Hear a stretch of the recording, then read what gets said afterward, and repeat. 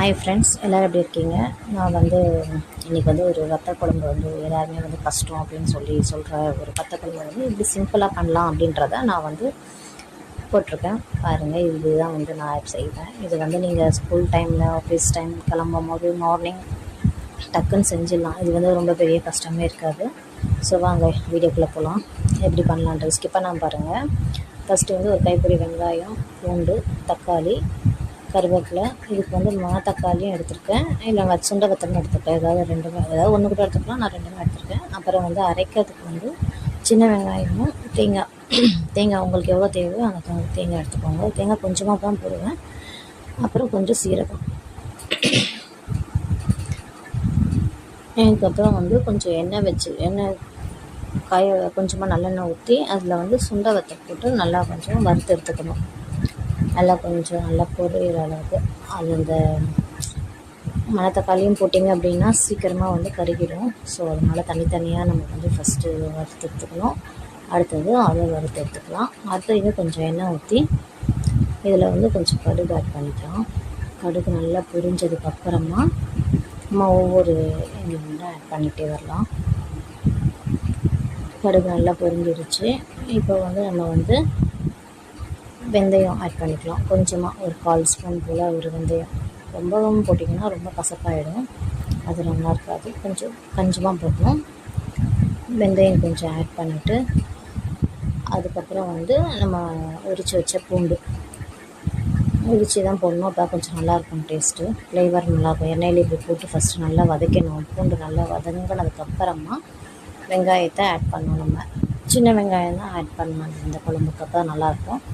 சின்ன வெங்காயம் அப்படியே முழுசாகவும் போடலாம், அப்படியே கட் பண்ணி போடலாம். நான் கட் பண்ணி தான் போட்டிருக்கேன். எனக்கு முழுசாக போட்டால் எனக்கு பிடிக்காதுன்றதுனால நான் அப்படியே கட் பண்ணி தான் போடுவேன்.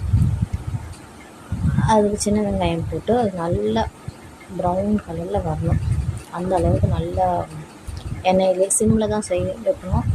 கொஞ்சம் மீடியம் ஃப்ளேமில் வச்சு நம்ம எல்லாமே ரெடி பண்ணிக்கலாம். காலையில் நீங்கள் டக்குன்னு சமைச்சிடலாம். நீங்கள் நார்மலாக சாம்பார் வைக்கிற டைமிங் அந்த மாதிரி தான் இருக்கும். இதுக்கப்புறம் நல்லா வந்துடுச்சு. அப்புறம் பொன்னிறமாக வந்துடுச்சு. இந்த டைமில் நம்ம தக்காளி ஆட் பண்ணிக்கலாம். தக்காளி ஆட் பண்ணதுக்கப்புறமா கொஞ்சம் மஞ்சத்தூளும் கொஞ்சம் பெருங்காயமும் எண்ணெயிலே போட்டு நல்லா ஃப்ரை பண்ணிக்கலாம். அப்போ கொஞ்சம் நமக்கு கலர் நல்லா கொடுக்கும். அதுக்கு தான் அடுத்தது பெருங்காயத்தூள் ஆட் பண்ணிப்போம். பெருங்காயத்தூள் ஆட் பண்ணிவிட்டு அதையும் நல்லா, இல்லைனா கட்டி ஆகிடும். அதை அப்படி கலராக விட்டிங்க அப்படின்னா எண்ணெயிலேயே நல்லா ஃப்ரை பண்ணிவிட்டு அதுக்கப்புறம் நம்ம அரைக்க ஆரம்பிக்கலாம். இப்போ தேங்காய், சீரகம், சின்ன வெங்காயம் போட்டுருக்கேன். இதோட ஒரு யாருமே போட மாட்டாங்க. ஸோ இந்த மாதிரி ஊற வச்ச புளியை இதோடு சேர்த்து நம்ம அரைக்கும் போது குழம்பு நல்லா திக்னஸ் கொடுக்கும். திக்னஸ் கொடுக்கறதும் இல்லாமல் ஒரு நல்ல ஃப்ளேவராகவும் இருக்கும். நல்ல மையாக அரைஞ்சிச்சு. இதுக்கப்புறம் இந்த வறுத்து வச்ச சுண்டை வத்தல் இருக்குல்ல, அந்த சுண்டை வத்தலை இந்த தேங்காயோடு போட்டு அரைச்சிடணும் கொஞ்சம்.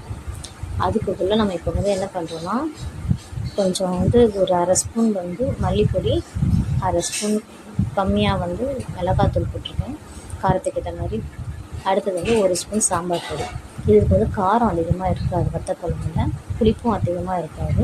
ஆனால் அது ஒரு டேஸ்ட் நல்லாயிருக்கும். இப்போ நம்ம இதோட கொஞ்சம் தேங்காய் அரைச்சதோட கொஞ்சம் சுண்டை வத்தலை போட்டு அரைச்சிட போகிறோம். நல்லா அரைச்சி எடுக்கணும். ஏன்னா அப்போ தான் அந்த கசப்பு அந்த ஒரு இது டேஸ்ட்டு கிடைக்கும். சுண்டை வத்தல் குழம்போட டேஸ்ட்டே இதுதான். இதை அரைச்சி நம்ம தண்ணி ஊற்றாமல் இதை இந்த பேஸ்ட்டை எண்ணெயில் ஒரு 5 மினிட்ஸ் நல்லா வதக்கணும். வதக்கி கலர் கொஞ்சம் அப்படி பச்சை வாசனை அப்படி போனதுக்கு அப்புறமா தான் நம்ம தண்ணி ஊற்றணும். அப்போ தான் இது இந்த குழம்புக்கான டேஸ்ட்டு, திக்னஸ் எல்லாமே கொடுக்கும். ஏன்னா இது ஒரு வாட்டி ட்ரை பண்ணி பாருங்கள். இந்த மெத்தடில் செஞ்சுட்டு எப்படி வந்திருக்குன்னு எனக்கு கமெண்ட் பண்ணுங்கள். நெக்ஸ்ட்டு இது நல்லா கொஞ்சம் தண்ணி ஊற்றி கொதிக்க வைக்கும்போது மீடியம் ஃப்ளேமில், ரொம்ப ஹை ஃப்ளேமில் கொதிக்க வைக்கக்கூடாது. மீடியம் ஃப்ளேமில் மூடி போட்டு நல்லா கொதிக்க வச்சிடணும். நல்லா கொதித்து வந்ததுக்கப்புறமா இந்த வறுத்து வச்ச மணத்தக்காளியும் சுண்டை மீதி இருக்குல்ல, அதையும் போட்டு கொதிக்கும் போது போட்டுடணும். போட்டு கொஞ்சம் நேரம் ஒரு 2 மினிட்ஸ் மூடி வச்சிடணும். அதுக்கப்புறம் எண்ணெய் தனியாக பிரிஞ்சு ஸ்லோ ஃப்ளேமில் வச்சுருக்கேன் நான். அவ்வளோதான், குழம்பு ரெடி ஆகிடுச்சு. இதுக்கப்புறம் நீங்கள் செஞ்சுட்டு எனக்கு எப்படி இருக்குன்னு கமெண்ட் பண்ணுங்கள், சப்ஸ்கிரைப் பண்ணுங்கள். இதுக்கப்புறம் நிறைய ரெசிபியோடு நான் உங்களுக்கு பார்க்குறேன். தேங்க்யூ.